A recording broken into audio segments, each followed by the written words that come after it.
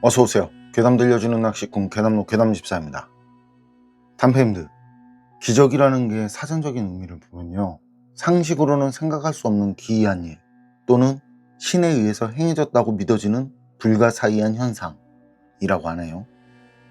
전 어려서부터 진짜 죽다 산 게 몇 번 있어서 지금 생각해도 기적이라는 말 외에는 설명이 안 되는 그런 경험을 한 적이 있거든요. 단페님들은 어떻게 직접적으로나 아니면 간접적으로라도 그런 기적을 경험하신 적 있으세요? 오늘은 글로리아 폴로 오르티츠라고 하는 콜롬비아 치과 의사에게 일어난 믿기 힘든 기적에 대해서 들려드릴까 합니다. 기적들은 모두 믿기 힘들겠지만 이번 사연은 그런 것들 중에서도 다른 그 어떤 것들보다도 더 믿기 힘드실 거예요. 하지만 분명한 건 이 기적이 실제 한 여성에게 일어난 일이라는 거죠. 그리고 이 경험담은 책으로도 나왔고요. 그럼 자리하세요. 악마를 만난 의사의 경험담, 지금 시작하겠습니다.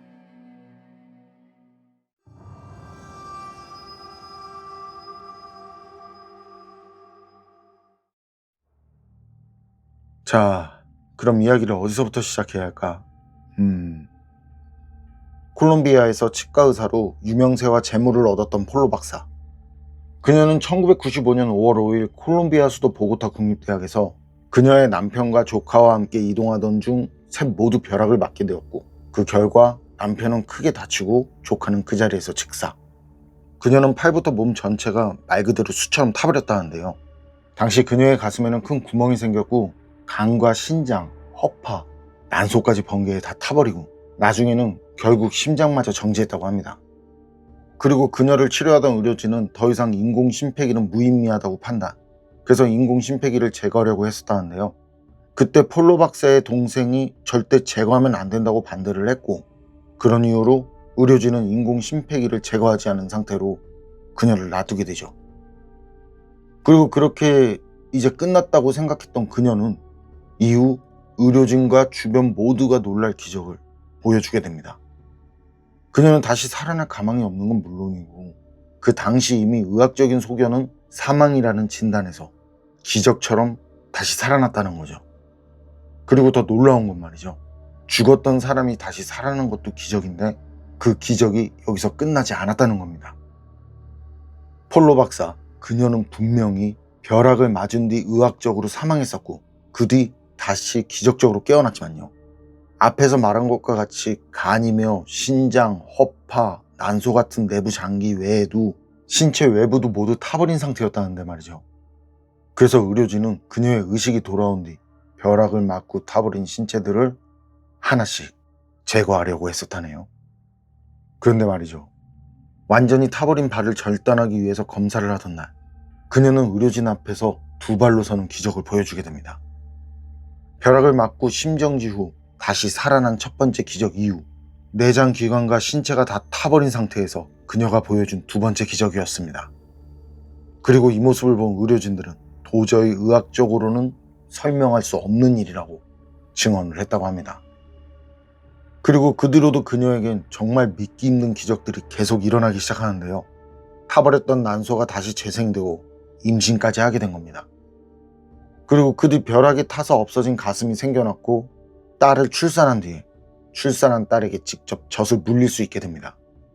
이것은 수많은 의료진과 그녀의 주변 사람들이 직접 보고 증언한 기적이죠. 이쯤 되니까 그녀는 독일과 오스트리아에서 시작을 해서 유럽은 물론 세계 곳곳에서 초대를 받고 강연을 하게 되는데요.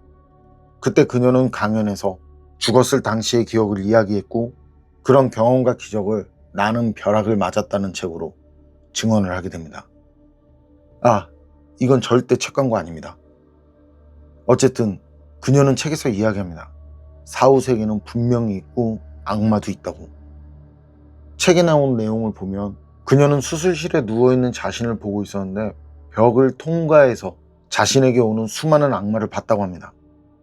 그리고 그 악마들은 그녀에게 말을 했다고 하는데요. 자신들과 거래를 했으니 이제 그 값을 치르라고 말이죠. 악마들이 말한 그녀의 죄는 살인도 아니고 도둑질도 아니고 남에게 사기를 친 게 아닌 이기적이고 돈과 명예, 권력에 집착한 게 죄라는 말.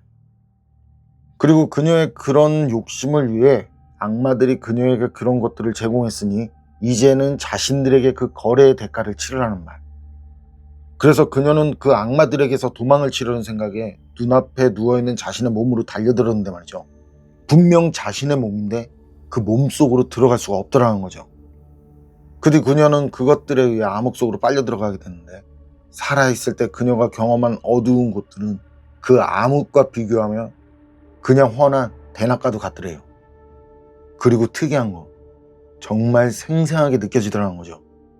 말로 표현하기 힘들 정도로 굉장한 고통이 말이죠. 그런 고통 속에서 괴로워하던 그녀는 하얗게 빛나는 옷을 입고 있는 자신의 모친을 만나게 되었는데, 모친은 생전 독실한 가톨릭 신자로 하느님을 믿는 사람이었답니다. 그런데 자신은 자신의 모친 앞에서 짐승의 형상으로 지독한 냄새까지 풍기고 있더라는 거예요. 그리고 그런 상황에서 하느님께서는 그녀에게 하나의 사명을 주셨다는데요. 그때 그녀가 받은 사명이라는 건 말이죠. 악마는 분명히 있고 죗값을 치를 지옥도 분명히 있음을 알리는 거라고. 사람들이 자신의 죄를 알고 반성하고 새로운 삶을 시작할 수 있도록 알리라고 하셨답니다. 그리고 그 뒤 그녀는 다시 살아나게 됐고, 살아난 뒤엔 완전히 수처럼 타버린 육체가 기적적으로 치유가 됐고 말이죠. 그리고 그 뒤부터는 그 사실들을 책으로 쓰고 세계를 돌면서 그 사실들을 증언하는 삶을 살게 되었다는 거죠. 그리고 그녀는 한 가지 더 말을 합니다.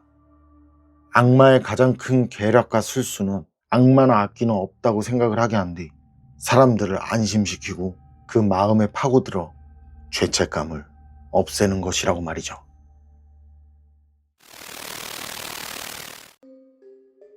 악마를 만난 의사와 관련된 이야기는 여기까지인데요. 오랜 시간 저와 함께 해주신 분들이라면 아시겠지만 저는 하느님을 믿는 가톨릭 신자입니다.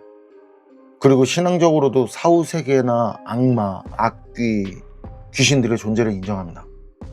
그래서 제가 이런 얘기들을 하는 건 미신을 조장하려는 게 아니라 그런 것들이 실제 있으니까 살아서 좀 더 착하게 살고 함께 서로 위하자는 마음으로 이야기를 하는 건데요.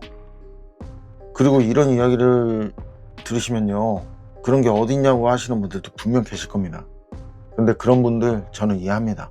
저도 그 일을 경험할 전까진 그랬었으니까요. 그리고 정말이지 안타까운 이야기고 부정하기 힘든 현실입니다만, 우리 이웃 중에는 귀신 악령보다 하루 한 끼 걱정이 더 무서운 분들이 계십니다. 부디 그분들에게서 눈을 돌리지 말아주세요. 그분들은 우리의 도움이 필요한 소중한 우리의 이웃입니다. 괴담록 오늘 이야기는 여기까지입니다. 그럼 저는 다음에 또 다른 사연으로 찾아뵙겠습니다. 늘 건강하시고 평온하세요. 함께 해주셔서 고맙습니다.